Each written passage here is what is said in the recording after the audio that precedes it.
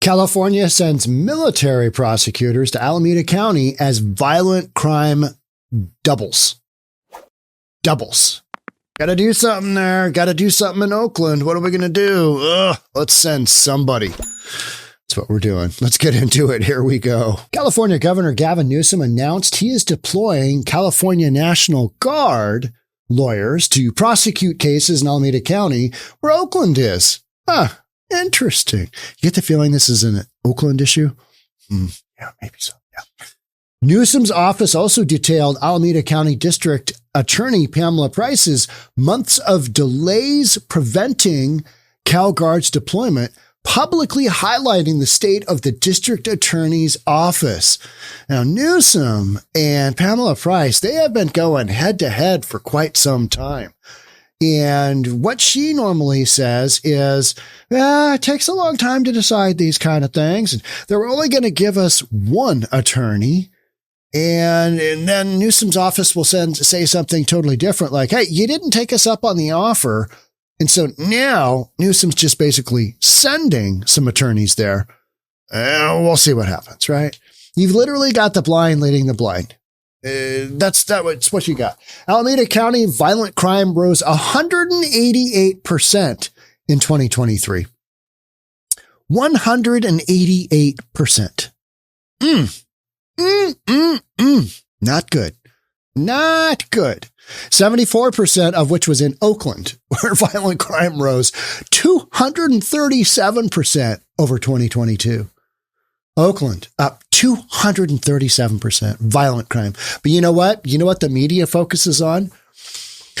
Property crimes are down and this statistics is down. That's because you're coming off of all-time highs in your crime levels. Oh, but it's down. It's coming down. It's like when inflation's running at 9% and it comes down to 7%. Isn't this great?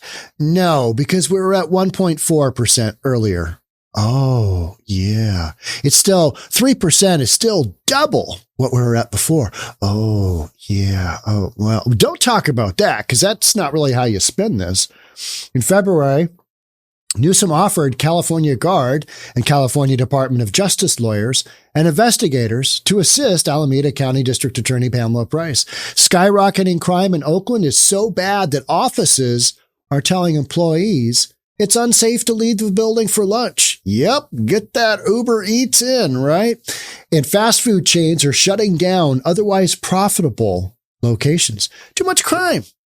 Nobody wants to operate a business in that environment. When you're literally double year over year in your crime statistics and violent crime at that, that's when you know you're like, oh, yeah, this isn't going well. The exodus from Oakland has been it's crazy. It's crazy nuts. We've talked about so many businesses and how so many people have such fond memories of the Oakland of old. And now it's been allowed to devolve into just this escape from New York, dystopia landscape. On July 10th, Newsom's office sent a letter to Price's office saying that despite our outreach, your office has yet to make use of these resources. Well, it's complex and we've got somebody reviewing it, got somebody reading it, and there's a lot that goes into it. It's a big decision. Well, meanwhile, people are getting killed in your district. Yeah, people are getting killed left, right, and center in Oakland. So you keep talking about not having enough people to prosecute. Here you go. Let's go out there and make it happen. Go Oakland. It's not really going that way, is it? So Newsom's letter to DA Price of Oakland, the letter details how CalGuard sent a draft memorandum to begin operations soon after Newsom's February announcement, and that months later in April, CalGuard offered to be deputized under Price's office. So after several months of communications, including fulfilling requests from your office for resumes and interviews, you have not taken the initial steps of finalizing the memorandum of findings. Basically, Newsom saying, hey, what are you doing? You need to figure it out when you can get this show on the road. Because, yeah. All of this is the result of policy in California, blue policy. It allowed things to get out of control. And now you're having to come back and backfill it with some reasonableness, which is, hey, I don't know. How about we prosecute some criminals? Good Lord, is that even legal? Can we even do that?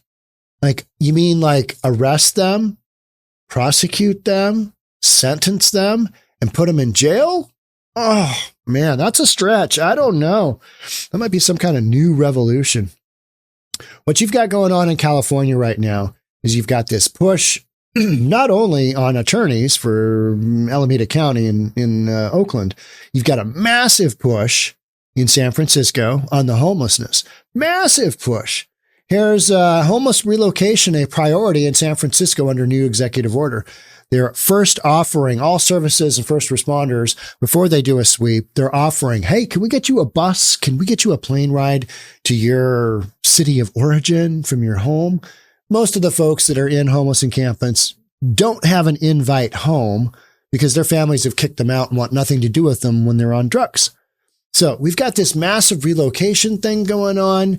We've got San Francisco begins ticketing RV residents amidst very aggressive homeless strategy. RVs relocate to avoid fines. So you've got all these different kind of angles going on where they're trying to clean up decades of terrible social experimental policies that they thought, this is going to be the best thing ever.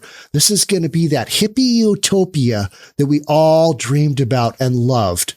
But then we grew up and we worked our way out of it. But for those guys living in the tents, we still want it to be true. Yeah. How is that working out? Because all of this stuff is kind of coming down the pike right now. So you got RVs being swept. You've got homeless encampments being very aggressively swept. We've got a program where we put people on buses to get them to their homes, their original homes, even though their family members don't want them because they're whacked out of their mind on drugs, and they will continue to do their shenanigans at home instead of San Francisco. And that's the whole point of San Francisco's push, is get them out.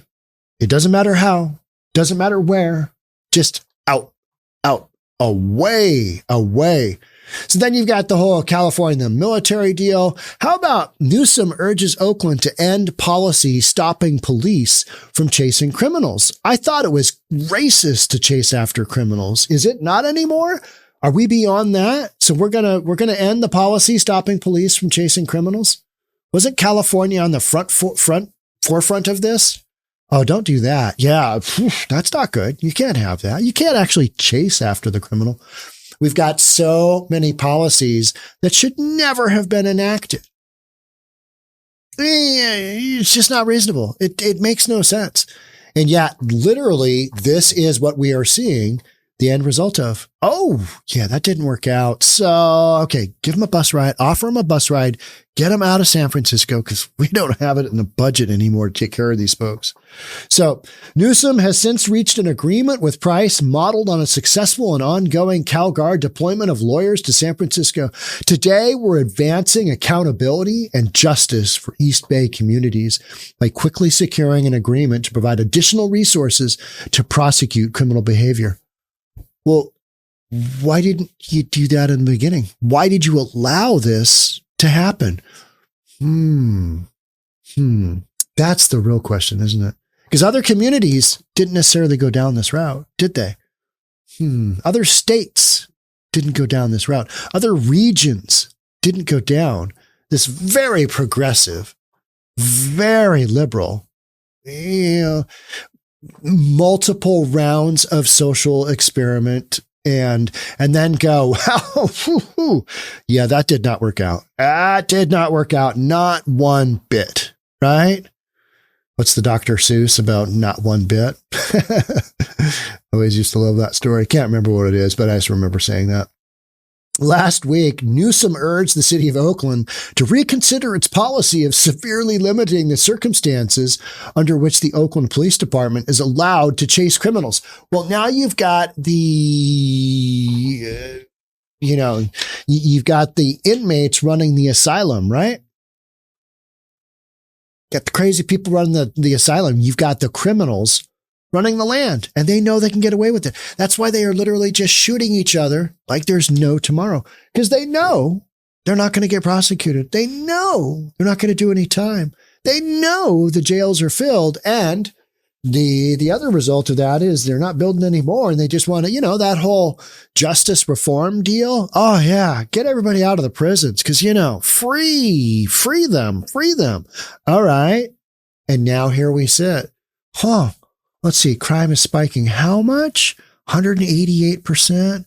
And then we've got 237%. How did that happen? How did these shenanigans allow to be happen? Everybody knows it. Everybody knows it.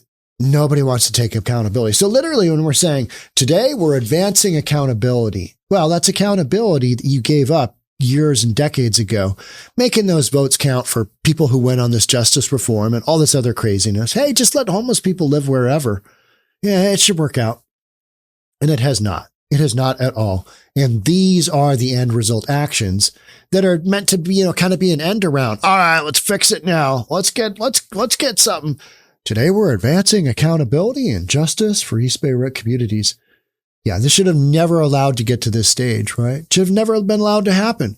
By quickly securing an agreement to provide additional yada yada. Last week, okay, we heard about that. I mean, whole thing is just so convoluted. And if you want to vote for Gavin Newsom for, president down the road, think about what's going on in California right now. What is happening in California right now? Well, they are literally trying to pick up the pieces for all of their policy that has wildly failed. And it's impacted the whole West Coast. Yeah. So if you want that kind of leadership, just keep voting blue. It'll work out, I'm sure. It'll be fine, I'm sure. You get enough homeless people on the bus. Yeah, it's fine. It's all good, right? Yeah, the amount of storylines going right now out of California, on top of my earlier podcast with Chevron is moving its headquarters out of California to Texas, to Houston. Yeah, Chevron, we're out of here. Too much regulation, too much taxation. Again, policy that you need to have to support all the taxation that you need to pay for all of these social experiments. Money's got to come from somewhere. These social programs don't just fund themselves, right? Billions and billions of dollars. How about California? Audit finds California spent $24 billion on homelessness in 5 years and didn't consistently track outcomes. And homelessness has gotten worse, not better, and they don't really know where the money went. $24 billion. $24 billion of taxpayers' money, and they don't really have an accounting for if it was successful or where the money actually went. Because, yeah, they're not really keeping track. $24 billion. And the situation gets worse. So, if you're living in a state that has that kind of oversight, that has taxation, that has overregulation, I don't think you can be really that shocked when, we got to send in some prosecutors. We got to do a bunch of sweeps. We got to just do all this stuff because on the front end of all this policy, it failed. But nobody's ever going to say that, are they? No, they're going to say, this is a plan towards more accountability. That's what we're doing. We are looking for more accountability. Yeah, we need to be more accountable. How about holding those criminals accountable first time when they run into something called the law and throw them in jail? Throw them in jail. And when they do it again, throw them in jail.